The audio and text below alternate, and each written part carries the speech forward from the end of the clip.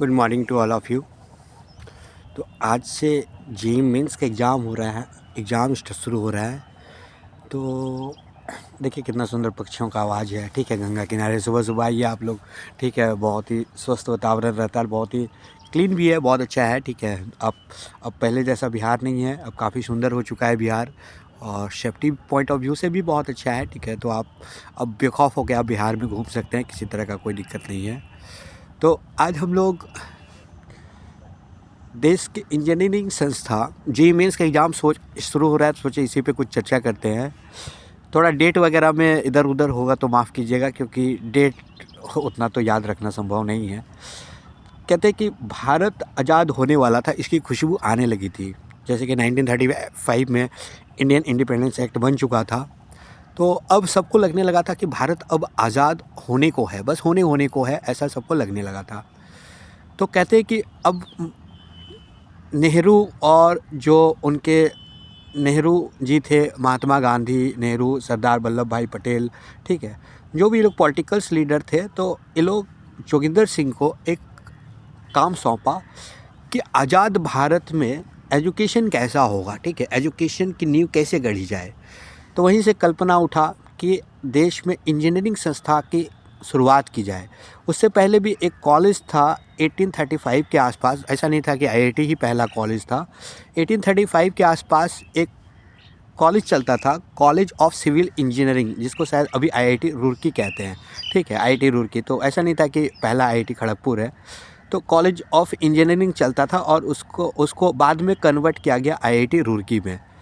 तो जो कि लेकिन देश का जो अपने से तैयार किया हुआ, ठीक है, खुद का, ठीक है, वो तो अंग्रेज़ के टाइम का था, जो खुद का तैयार किया हुआ था, वो पहला कॉलेज आईआईटी खड़गपुर था, जो अराउंड 1951 के अराउंड बना था।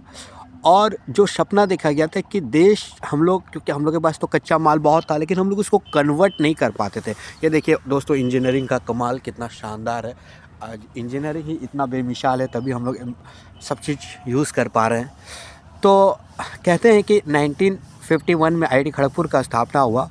इसके बाद 5 आईआईटीज़ कॉलेज जो नेहरू के समय हुआ था, कि उसके बाद ये आईआईटी दिल्ली तो नेहरू के समय में सबसे लास्ट में खुला था। फिर इसके बाद आईआईटी बॉम्बे था, फिर आईआईटी मद्रास था, ठीक है, फिर आईआईटी दिल्ली था, आईआईटी खड़गपुर था।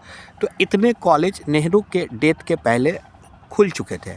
और कहते हैं कि 1956 में जो एक लॉ भी लाया गवर्नमेंट, जिसमें एजुकेशन में, ठीक है, क्योंकि एजुकेशन बहुत पहले समृद्ध लोगों के पास हुआ करता था, वो आम लोगों के पहुंच से बहुत दूर था।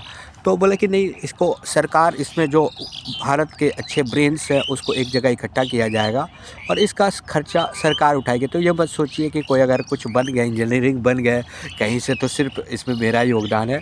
इसमें जितना आपका योगदान है, इससे कहीं ज़्यादा सर लोगों का योगदान है, टैक्स पेयर का योगदान है। तो आप उसको थैंक यू भी बोलिए, ठीक है, कि जिसके चलते आपको इतना अच्छा एजुकेशन मिला और इतने अच्छा पॉलिटिकल सोच के व्यक्ति सामने आए, जो आपको आज भारत में इतने अच्छे अच्छे संस्थान हैं।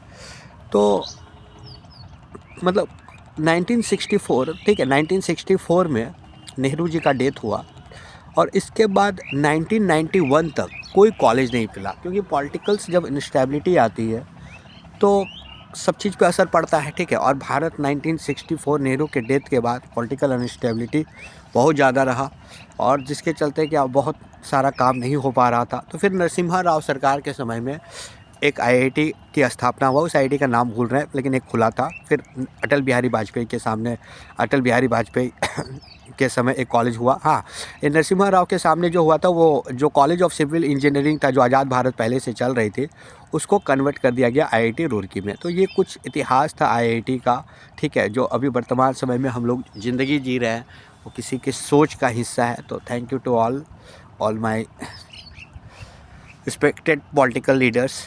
और ऐसा कुछ था, कुछ आईआईटी की शुरुआत कहाँ से क्या हुआ, ठीक है, कैसे देश आगे आगे आगे बढ़ी। और जो ऐसा कहा भी जाता है कि जो हम लोग मतलब आज़ाद भारत से पहले कि जो कॉलेज होगा वो एमआईटी से रिलेटेड होगा, मतलब एमआईटी पे डिपेंडेबल रहना पड़ेगा। लेकिन उस समय इंडिया और ये अमेरिका और रशिया में शीत युद्ध भी चल रहा था, तो भारत को नहीं समझ में आ रहा था कि हम किधर जाएं, ठीक है, अमेरिका की तरफ जाएं कि अमेरिका की तरफ जाएं कि रशिया की तरफ जाएं। तो कहते हैं कि नेहरू ने अपना मिडिल मार्ग अपनाया कि हम ना अमेरिका की तरफ जाएंगे ना रशिया की तरफ जाएंगे, हम तो अपना मिडिल मार्ग लेंगे, ठीक है, हम अपना चीज़ें खुद बनाएंगे। और फिर एमआईटी पे वो डिपेंडेबल नहीं रहा और अपनी चीज़ें खुद बनाई, और आज देखिए हम लोग भारत कैसे शानदार तरक्की कर रहे हैं, ठीक है, आज हमारे पास सारी सुख सुविधाएं हैं।